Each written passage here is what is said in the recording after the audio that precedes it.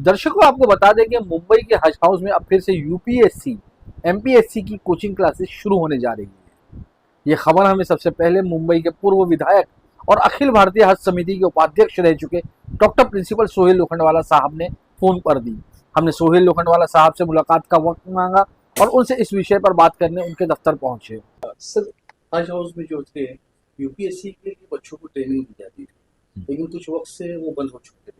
लेकिन उसके बाद में आपने बहुत कोशिश की कि उसकी शुरुआत की जाए, और आज सुनने में आया है कि फिर से उसकी शुरुआत होने के ऑर्डर आ चुके हैं। तो आपने किस तरीके से इसके लिए जद्दोजहद की और किन लोगों से रब्ता किया और क्या क्या मामला हुए? ये आपने बहुत अच्छा सवाल किया है और मैं समझता हूँ कि मिल्लत के जिम्मेदार लोगों को इसकी बड़ी फिक्र रखना चाहिए। लेकिन मैं बड़ी अफसोस के साथ, मैं बड़े अफसोस के साथ ये कह रहा हूँ कि मिल्लत के जिम्मेदार लोगों में की इस तरफ कोई तवज्जो नहीं है। हुआ ये है, मैं सबसे पहले यहाँ नाम लूंगा अवैस साहब का, जो रेलवे में थे, रेलवे डिपार्टमेंट में थे और उनका ताल्लुक बिहार से था। जब वो यहाँ सीओ की हैसियत से आए हज कमेटी ऑफ इंडिया के, तो उनके ज़माने में ये सिलसिला शुरू हुआ। मैं समझता हूँ, जहाँ तक मेरा ख्याल है, 2005 की बात है। तो बड़े नेक शरीफुल नफ्स आदमी, अल्लाह के बहुत ही बरगुज़िदा बंदे और सोम सलात के पाबंद और हुकूकुल्लाह के साथ साथ हुकूकुल इबाद के भी मामले में बहुत वो सख्त आदमी थे। मैं उनकी दिलो जान से कदर करता हूँ और मेरी जिंदगी के आखिरी सांस तक ऐसे लोगों की हमको दिलो जान से कदर करना भी चाहिए। कौम यह है कि जो दिखावा करे, शोबाजी करे, सजे, उससे कौम बहुत खुश है और उनकी इज्जत करने में वो अपनी शान समझते हैं। लेकिन इज्जत करना चाहिए ऐसे लोगों की जो ईमानदारी, दयानतदारी से खौफ खुदा रखकर मिल्लत की खिदमत कर रहे हैं, जिस भी ओहदे पे वो फाइज रहे। तो क्लासी चली। उसके बाद एक सीओ आए थे, उनका नाम था मकसूद खान। उनके जमाने में भी बहुत अच्छा सिलसिला चला और हुआ ये कि Union Public Service Commission UPSC और Maharashtra Public Service Commission MPSC, इससे क्लासेस से फायदा यह होता था कि मुसलमान बच्चों के जो बच्चे और बच्चियां, यानी तालिबा और तालिबान, जो ग्रेजुएशन करते थे किसी भी फैकल्टी में, चाहे वो आर्ट्स हो, साइंस हो, कॉमर्स हो, और उनको यूपीएससी एमपीएससी के लिए जाना है, तो उनको यहाँ हज हाउस में वो उसका इंतजाम था। तो उसमें क्या होता है, वो इतना आसान नहीं है। उसमें समझो 5,000 बच्चे अपनी एप्लीकेशन दिए, तो उनका टेस्ट होता था। 5,000 बच्चों में से 500 का सिलेक्ट होता था, 500 में से 50 का सिलेक्ट होता था फाइनल स्टेज पर। तो आप समझ लो कि कहाँ 5,000, कहाँ 500 और कहाँ 50। तो आप समझ सकते हो कि जिन 50 का जो आखिरी सिलेक्शन हुआ, वो कितने लायक और फायक होंगे, कितने जहीन होंगे। तो ये सिलसिला चला 2 साल पहले। ये कब ये क्लासेस बंद कर दी गई। अब मेरी बात में ये समझ में नहीं आती है कि मौजूदा हुकूमत जो बरसर इक़्तिदार है, हमारे नरेंद्र मोदी जी 10 साल से माशाल्लाह प्राइम मिनिस्टर है, और वो हमेशा ये दावे करते हैं कि भाई हम मुसलमानों के लिए बहुत कुछ करना चाहते हैं और हम चाहते हैं कि मुसलमान बच्चे बच्चियां पढ़ें। तो ये सब करने के बाद क्लासेस बंद करने का क्या मकसद है? जनाब सोहेल लोखंडवाला ने हमें बताया कि उन्होंने एनसीपी चीफ शरद पवार साहब से मुलाकात की और उन्हें बताया कि हज हाउस में चल रही यूपीएससी की क्लासेस को बंद कर दिया गया है, जिस पर पवार साहब ने उसी वक्त दिल्ली में Union Minorities Affair Minister Shri Kiren Rijiju से बात की और उनसे पूछा कि ये क्लासेस क्यों बंद कर दी गई है, जिस पर ऑनरेबल मिनिस्टर ने कहा कि वो इस बारे में मालूमात लेकर उनसे बात करेंगे। मैंने एक मेमोरेंडम तैयार किया और मैं शरद पवार साहब के से टाइम मांगा। शरद पवार साहब उस जमाने में सिल्वर ओक में रहते थे। अभी मैं सुना हूं कि वो डिमोलिश होकर कहीं दूसरी जगह शिफ्ट हुए हैं। तो हमने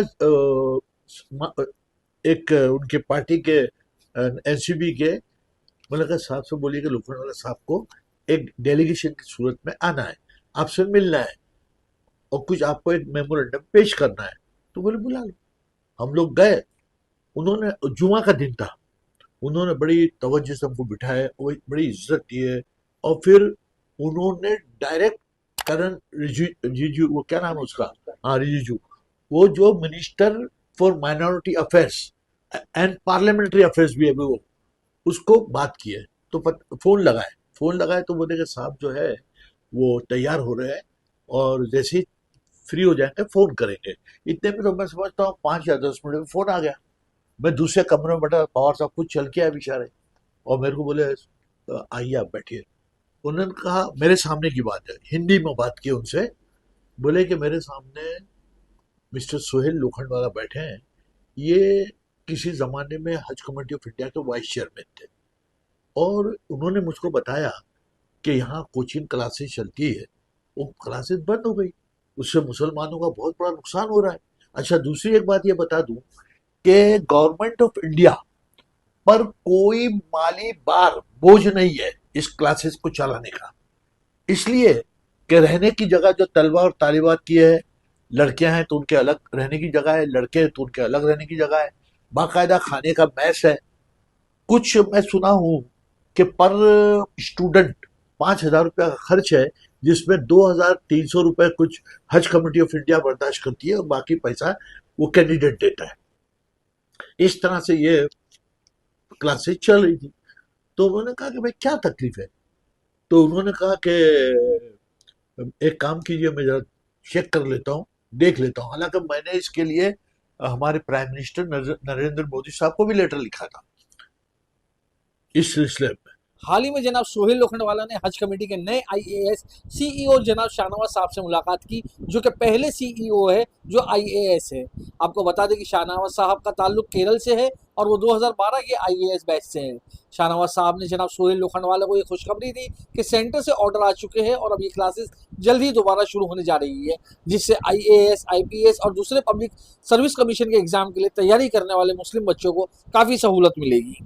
अभी थोड़े दिन हुए तो अभी एक हफ्ता भी नहीं हुआ, बोले भाई नया सीईओ आ गया, शाहनवाज नाम है उसका, वो केरला का है, उसकी उम्र है 36 और वो IAS है, इंडियन एडमिनिस्ट्रेटिव सर्विस का ये पास करके आया, कामयाब हुआ है। वहां से शॉल मिठाई लेके पहुंचा। नहीं, मैंने फोन किया, उनका जो PS है उसका नाम सलाउद्दीन है।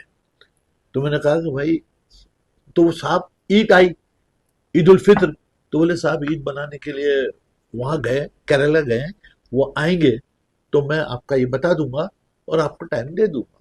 बहरहाल वो आए और उन्होंने कहा कि सोहेल साहब को बुला लो। मैं गया, वो कहीं ऑनलाइन कुछ वो इंटरव्यू दे रहे थे, 10 मिनट में आ गए। लड़के ने बहुत हमको इज्जत दिया, एहतराम किया, हमको चाय पेश किया, हमारे साथ आधा घंटा बैठा, बातचीत किया, और उसने बोला कि साहब आपको खुशखबरी दे दूं। बोला क्या? बोले कि क्लासेस की परमिशन मिल गई। तो अब ऐसा है कि जो प्रोसीजर है, ऐसे थोड़ी लाके बिठा देने का क्लास में। जैसा मैंने अभी आपसे कहा कि मैं 5,000 में से 500, 500 में से 50, तो मैंने कहा यार ये तो बहुत अच्छी बात है, उम्मीद की जा रही है इंशाल्लाह इंशाल्लाह। अभी चूंकि हज की सीजन आ गई है, अब उनको वहां मदीना शरीफ जाना, मीटिंग देना, जिद्दा, अभी आज भी मैं फोन किया था तो पता चला कि जिद्दा में, तो अकोमोडेशन का मामला है, और सऊदी गवर्नमेंट की पॉलिसी आए दिन कुछ न कुछ उसमें तब्दीलियां आती है, तो वो उसको ख्याल रखना पड़ता है। और मैं समझता हूँ कि 1.5 लाख के करीब हुज्जाज इकराम यहाँ से हिंदुस्तान से जाने वाले हैं हमारे मुल्क से। बहरहाल ऐसी उम्मीद है कि इंशाअल्लाह ताला ये हज हो जाएगा, आफियत और खैर से अल्लाह पाए अपने तक पहुँचा दे, और जो हज को जा रहे हैं उनके हज को भी अल्लाह कबूल फरमाए। ये क्लासेस के शुरू होना का इम्कान बहुत ज़्यादा रोशन हो गए, और मैं ये भी कोशिश करूँगा कि आइंदा भी कभी मौका मिले तो मैं पवार साहब से टाइम वक्त लेकर अपॉइंटमेंट लेकर जाकर उनके ये गोश गुजार करूँ। दर्शकों, आपको बता दें कि हज हाउस में कोचिंग हासिल करने के बाद कई मुस्लिम बच्चे बच्चियां यूपीएस का एग्जाम क्रैक कर चुके हैं, जिनमें 2022 में मुंबई के स्लम इलाके में रहने वाले हुसैन सैयद के साथ साथ आयशा काजी, तस्कीन खान और बुरहान जमान शामिल हैं। अब देखना यह है कि हज हाउस में यूपीएससी की कोचिंग क्लास की शुरुआत कब से होगी। मुंबई से मलिक फरीदी, खबरें एक्सप्रेस न्यूज़।